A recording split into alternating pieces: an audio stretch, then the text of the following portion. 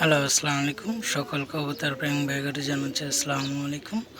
যে যেখান থেকে আমার ভিডিও দেখতেছেন সবার আমার অভিনন্দন আমার নতুন একটা ভিডিওতে। তো তার আগে দেখছিলেন এই জোড়া মাশাআল্লাহ দুইটা বেবি বড় করছে। তো এবার মাশাআল্লাহ দুইটা বেবি এই যে এবার ডিম পাচ্ছে, যে আর একটা বেবি আছে। তো আলহামদুলিল্লাহ দুইটা ডিম নিয়ে বসছে।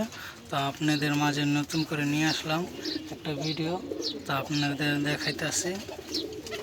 তো আমার জানা মতন 10টা কবুতর না পাইলে 2টা কবুতর পারলে ভালো জাতের, দুইটাই যেন ভালো জাতের হয়, তাহলে 2টা পারলে আলহামদুলিল্লাহ।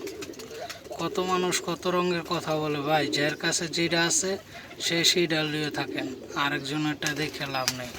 নিজের জিনিস নিজের বড়াই, যেমন আমার জিনিস আছে আমি বড়াই করতে পারবো, অন্যজনের জিনিস দিয়ে বড়াই করাটা ঠিক না। তো আলহামদুলিল্লাহ আমার কাছে যা আছে আমি তাই নিয়ে আল্লাহর কাছে হাজার হাজার শুক্রিয়া। আমি কেউটা চাইও না, কেউ দিকে নজর দিও না।